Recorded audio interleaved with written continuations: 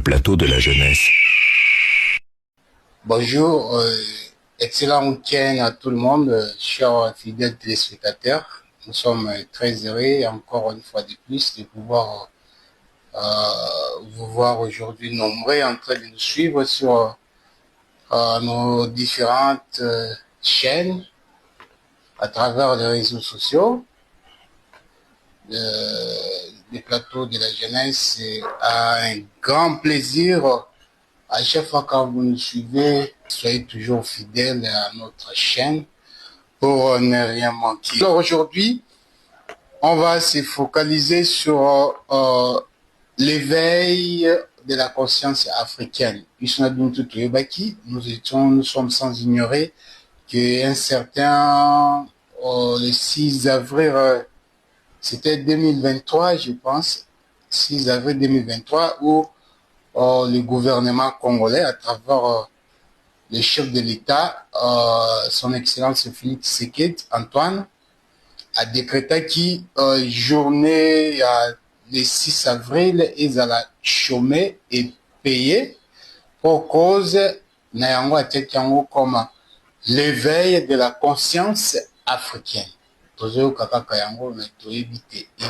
de la conscience africaine.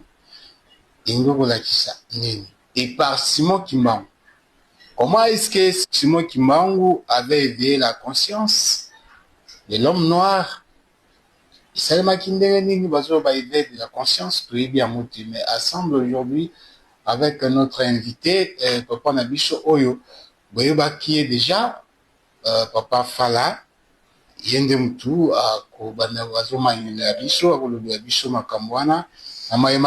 éveil de la conscience africaine. Papa Fala, bonjour et bienvenue sur ce plateau.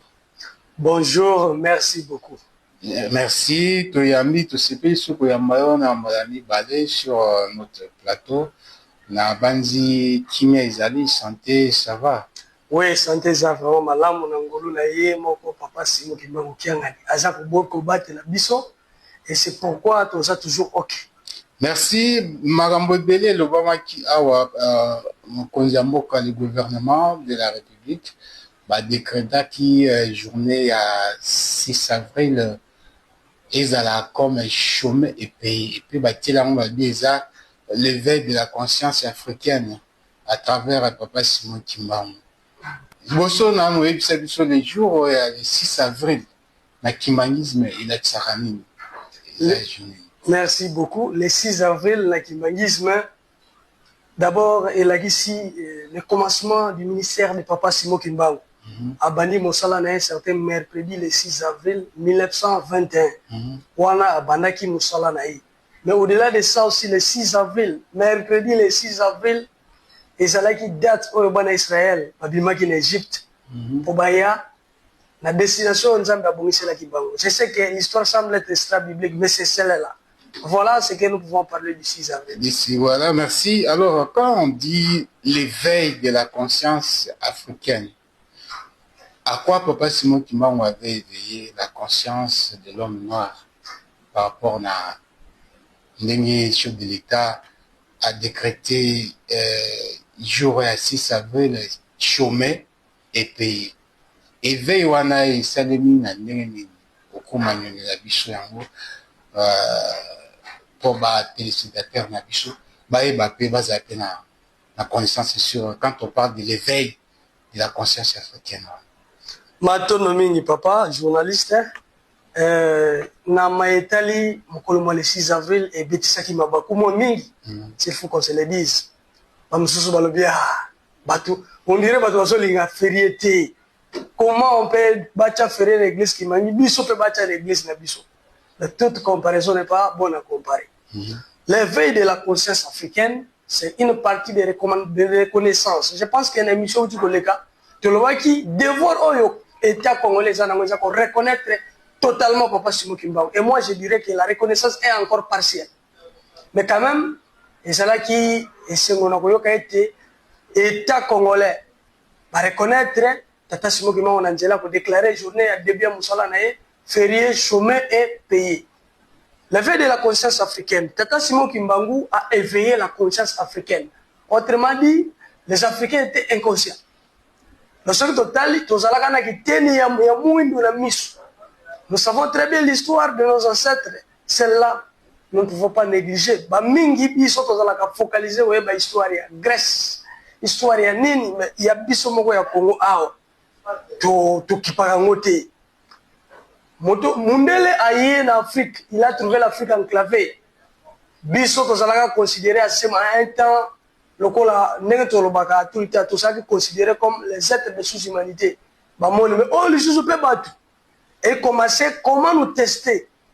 Bakoya l'homme noir tant azana kazo banga mundele. Nous qui sommes villageois, na bamboka ba beta biso histoire que batu muindo tango ya komona mundela ko kima atiki nzuma biloko na moto. Tango mundela ko ya wana atie mungu anakata nzuma biloko. Tango ko ya ba mundela bebisi biloko abwaki asopi. C'était comme ça. Bakola lanza. Mais après un moment on va découvrir que mungu on peut le quoi bien. Et c'est ça qui a fait que l'échange est commis. Il y a batura mungu kopo mungu va changer on a mutu. Papa journée ngo ça wana yoko ndima ke mo no changer la kopo mungu. Non. Mais c'est ça qui prouve que l'homme noir était inconscient de ce qu'il faisait. Et Papa Simon Kimba a éveillé la conscience des Africains. Je pense que développer ça ming mais aux un peu bref parce que ma question ba musu ba ko tu n'as pas à travers les réseaux. Tu peux répondre au mesure du possible. Mais tolobi boy par rapport à la conscience africaine. Comprenons une chose, nous égarés de notre culture, de notre spiritualité. Quand on parle de la divinité, il faut les images, ou soit des personnages, qui marqués dans la Bible, il faut donc il y a l'ignorance. Oyo mundele acha a injecter na mutu ya mutu moindo likamwa bien moyeza en Afrique ezati tala mabe. Et nous allons signaler que moto moindo pardon mondele alinga bisote koya na yena nous, il avait l'intérêt ya ko ça l'échange de bien en bien malgré tout ce qu'ils nous ont apporté. Souci na yazalaki que à ça l'échange de bien en bien. Donc c'est pourquoi je pense que c'est Blaise, non, je pense que c'est Ibrahim Traoré. Ibrahim Traoré, qui est le président de Cameroun, hein? L'ex-président. De quel pays? Thomas Sankara, voilà. Thomas Sankara, que l'Ibrahim Traoré incarne aujourd'hui. C'est Thomas Sankara qui doit dire ne vous contentez pas aux relations des colons, car ils font des relations de bien en bien. Il n'y a pas de relations non amitié, c'est pourquoi ils ont besoin de faire toujours l'échange avec nous. Mais papa, nous autant les blancs ne nous ont pas aidés, mais aujourd'hui ceux qui te ont na katia éducation, éducation, développement, les lots ata ba média ba mamu surtout ça les aba mindele je sais pas quoi mindele ba cause à la mabé ba idaki bisoté par rapport à. Merci papa journaliste. L'homme blanc, les blancs ne nous ont pas aidés. C'est avec des causes que je le dis, c'est faux et archi faux. Oui, est-il vrai que les autres sont tanga, on n'est pas même scolarité. Mais n'oubliez pas une chose, nos ancêtres étaient déjà civilisés. Baba non sala biloko, ba Congo, pas sala bilanga, ils faisaient des métiers à Maboko. Bazo sala, tout le monde est-ce qu'il y avait des nas, oh ba sala lango pêche. So ba pêche le lo, ouais ba kotunga. Jamais. Bah même lui sont ba filer la bango, c'est artificiel. Bon, pas artificiel, c'est fort, mais il faut dire que oh ça mayele na bango mais oya bakoko na biso bakosala nas à base ya barotin bakotia mbila na kati et kangimisi facilement mais aujourd'hui il y a des hameçons et sur le suite. Donc c'est dire nos ancêtres étaient déjà en quelque sorte à moitié éveillés de dire que bango pe à part scolarité ils faisaient de bonnes choses et ils vivaient. Nous ne disons pas que scolarité est comme bébé ça apportait au moins en plus mais comprenons que l'homme blanc a ta scolarité oya memeli biso il a aussi visé son intérêt qui est majeur. Mundele a repéré sur 50 francs, ont visé 5000. Vous voyez, donc, c'est pourquoi même il va étudier, parce qu'il en a bénéficié. Et puis, il étudie en OP. Remarquez que l'homme blanc doit nous instruire pour être bourré de connaissances. Dans la mathématique, nous avons les cours. Afin, la vie professionnelle, tout n'impacte pas. Mais ce là-bas, il y a l'école informatique, ça focaliser l'informatique. Et quelque part, tu réalises que Moutoko la couture de l'humanité, de 3e à 6e, tu as vu 4 ans. Ayebi na yoko tongate la maté. J'ai déjà vu, j'avais une tante comme ça. Mais tant qu'on a une formation à moins de 6 mois à tourner là-bas. Mais au juste, si on a tellement on fout dans la formation, j'ai mon cœur. Mais on fout dans la classe, et belé. Mais la classe qu'on a, rien. Donc, imaginez le système éducationnel, on va me mettre les bisous. Et c'est pourquoi on dit... C'est basé sur théorie. Théorie. La théorie seulement. Système na bango, et les système encore, souci na bango, ça va former par employé. Donc, bateau, on va servir bango, on va numéro 1, la sommet, pas des employeurs, mais plutôt les employés. Pas des entrepreneurs. Vous voyez? Même le système éducationnel va me mettre la biseau. Il y a un côté. Souci na bango, ça n'a pas limite. Ce qui va l'inga biseau, mais le bâtiment la biseau va limite ou anati.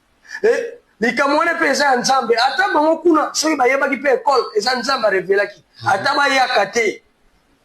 Voyons que nzambe pa linga révéler, linga système ayele wana pe ko taba ko bitelo na kati na mokili na biso na Afrique. Je pense que c'est ça. Donc malamu to ko lobaki ono bango ba lingi biso car ba moni tata ki mbango azo éveiller conscience africaine et c'est ça qui fait que ba ko luka ko bomisa ba ko sa mabe bazo kunda bukoko na biso nous oublions même notre tradition aujourd'hui ba langue matérielle les ajoute valeur na ba oya bango. Alors papa de moni to bandi to ko ba pondo ko na suka. Awa, tout le monde qui après quelques temps, Mindele, condamné qui papa Simon Kimbangu. Alors, tu intention ni, Mindele, condamné qui papa Simon Kimbangu. Est-ce que Ezaki qui papa Simon Kimbangu comme un danger? Soit papa Simon Kimbangu Ezaki ennemi na bango qui contre bango, soit intention nini oyo babandaki kobanya papa Simon Kimbangu ezaki po kino bazobanga po papa Simon Kimbangu akoéveiller conscience ya bayindo soit po bakoma révolutionnaire contre bamindele to ezaki cause penza ya condamnation ya papa Simon Kimbangu pa bamindele ezaki. Merci. Mutuna eza fast natomeka kosimba oyo nde makati ne nzambe yemo akopesa biso siko. Papa tolobi boy. Tata Simon Kimbangu, la cause de sa condamnation, il n'a pas fait le mal à quelqu'un. À ça, c'est comme le Seigneur Jésus-Christ.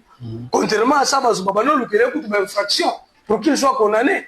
Il ne met pas parce que les gens payent l'impôt. Ils ont fait ça, quelque part, non, Azor comme ça va noir, rebelle, par rapport à sa situation, l'homme noir deviendra blanc, et l'homme blanc deviendra noir. Non, Azor, ça va pas tout ça, mon élété. Ils se sont complétés contre lui parce que l'œuvre qu'ils tiennent est l'œuvre divine. C'est pourquoi Baluka qui va manière, il y a quoi effacer. Mais nous, on a effacé été. Jusqu'aujourd'hui, il est avec nous, Papa Simon Kimbangu, qui a gagné, bien sûr. Donc, Papa Simon Kimbangu, on a Moussala OES, à Banaki Kosal. Il était catéchiste autrefois chez les protestants. Là, avec le révérend Jennings, la mission baptiste, il y a vous là. Mais bayoko tchai catéchiste na site yankamba oyo collègue na mususu voilà Samuel azaki dia kuna na Lukengo. Mais qu'est-ce qui doit arriver? Tata Kimbangu tangu ya kwa sala conférence na 1918 na nkolo Yesu akotel se yone fo simba okamba musala oyo yela kina mokili musala tata nzambe te po yemo kwa nzambe mais musala oyo yela kina mokili akobikisa lo posolo indo. Il avait refusé bien sûr parce que Nzambe tanga kitio dit il est divino-humain, 100% Dieu et 100% homme. Yalobi me révérend Jennings Zawana kuta yebi mingi koleka ngai. So ko pesa ye asala ngabite. Musala ya Nzambe liloba bango bayena ngo eza yango. Mais les gens qui œuvrent ne sont pas dignes. Les gens qui œuvrent ne sont pas dignes. Ngo papa conseiller papa zakwa lobaka soutenance na ye bango batu baye mundelo wana yena ko monkolosu bayena na ko monkolosu ya lokuta. Jésus de Rome, Jésus de conquête. Pourquoi? Bazoté comme on connaît sur Bakosala Bakoko la biso mabe, ils vont les violer, leur tuer, tout ça. Donc bazoté le Banzambe, Azalaka Boete, ils ont utilisé à la main gauche la Bible, à la main droite, ils ont utilisé l'arme. Vous voyez? Yangonde, bah c'est une colosse de Tata Kimbangu, yo simba kama musala. Donc il commençait à entrer en transe, révélation, azo kuno la Bible, bah le Bible interprète la Bible de sa manière. Comme il la Bible, ils ont relaté la réalité cachée. Oye mundele mususu longola na mususu oye a changé. tel que nous savons, l'Afrique est le berceau de l'humanité. C'est l'homme là qui en a révélé. Mais aujourd'hui, tout n'a qu'à mourir, donc il y a un bazar qui va y aller. Parce qu'ils ont reçu un enseignement où ils ont amabé. Vous voyez? Et lorsque papa Simon qui m'a dit, Kundo la bilo pendant que wana, parce qu'on l'ingayete, parce qu'on se complotait, et au-delà de ça, l'homme noir, comme ils étaient réveillés, et Babalo n'a pas Simon qui m'a plus de 10 000 personnes en Kamba. Pour la voyage, le lobby, Kokolo, Kapé, Matia, n'a pas Simon qui m'a. Mundela moni banda kwa nzambe tikali vide batu bazali susute ba hôpitaux ba malade bazali susute parce que na Kamba kuna batu bazo bikisa ma malade nyoso ya ofele kufa kutu batu bazo se yango ne ba moni me muto ya ko bomela biso kop ne bazuma kitakete les opérateurs économiques ne papa de nous expliquer l'histoire du kimbangisme.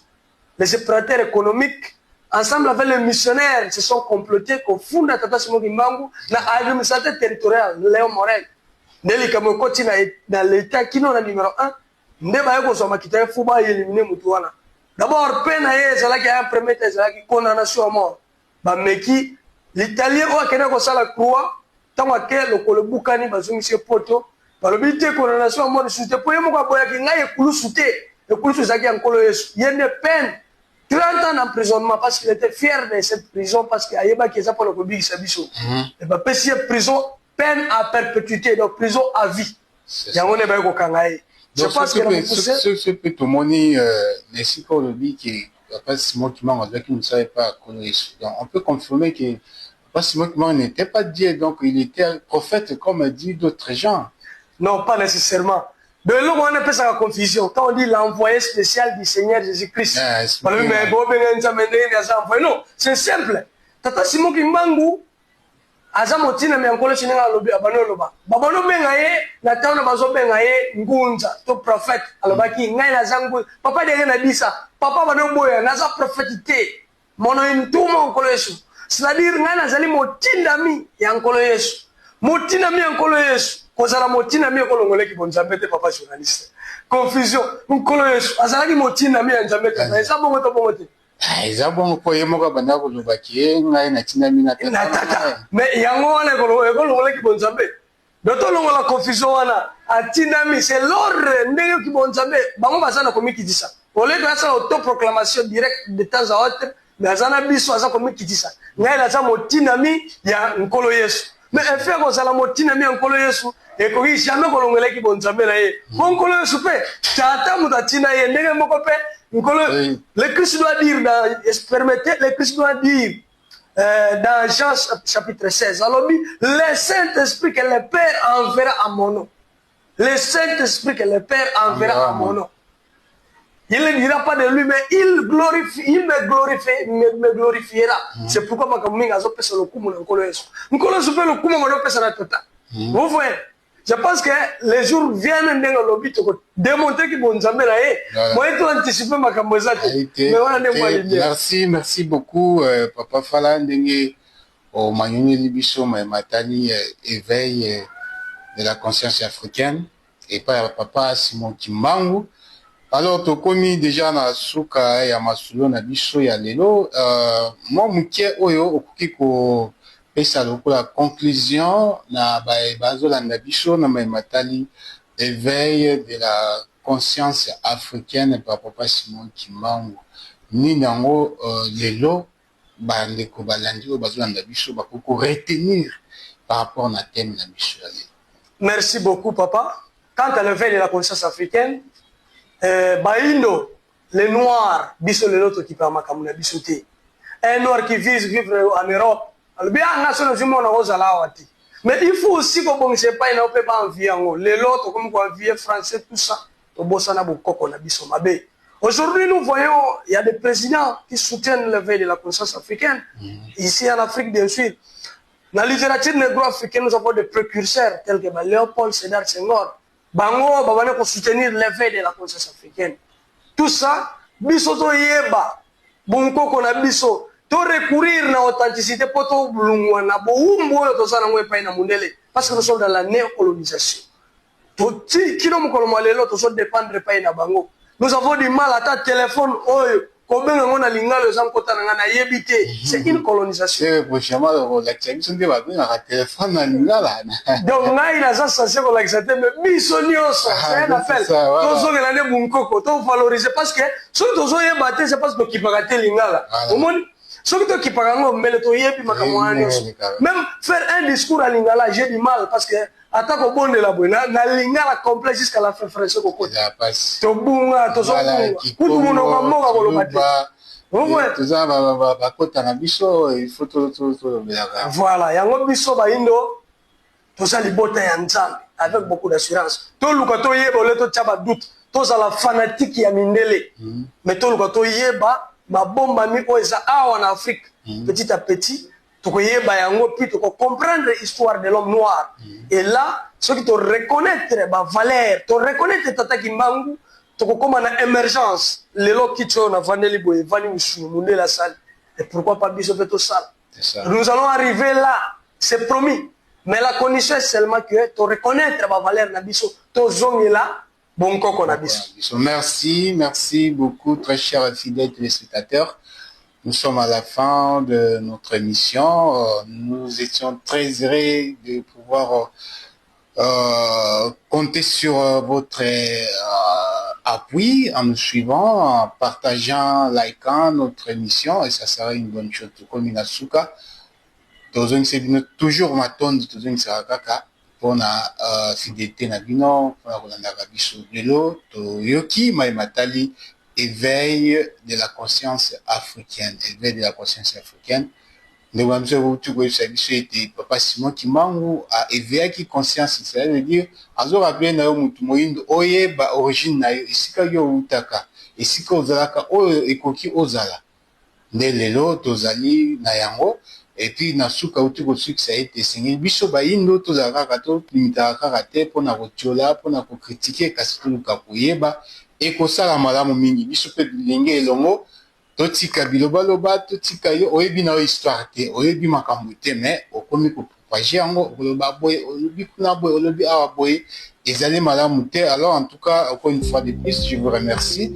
Ezali dernier numéro na biso ya semaine ya lelo tokutani na semaine oyo ekoya et puis kaka chaque samedi sur le même plateau na thème na biso ya le kimangisme et puis na invité na biso tu invité prochainement na invité mususu pe bako bakisama bao bayebi komanyola bao bazana connaissance sur le kimangisme tozanga te koyamba pe bango. Et prochainement nous allons aborder quelques questions ya bonzambe peut-être par exemple et tango toko lobilango au fur et à mesure aussi ça jusqu'à toko manasuka matali kimangisme. Alors Papa Fala, je vous remercie pour honorer votre présence sur ce plateau encore une fois de plus. Na nzamba pambola ya biso toujours mayele wana o ko ba kusa ba recherche pour na kondolela biso matali kimangisme. Merci beaucoup. Merci. Nasuka tokopesa mbote na wapanzi sango nyonso. Merci. Yamba ya Tata Simon Kimbangu la presqu'île. La presse information kimbangiste bien sûr. Le groupe Kimbangisme dans le monde. Merci. Parce que bango basonga biso na ba large diffusion. OK. Bazopesa biso pe visibilité à makasi. Merci. Mwana Kimbangu le président. Batunio Sombote, l'union de la jeunesse kimbangiste. Merci beaucoup. Émission na biso alelo ici tokutani na poso oyo ekoya et puis na plateau na biso pe kaka na matali kimangisme na kati ya mboka na biso. Au revoir et à la prochaine. Merci. Ciao.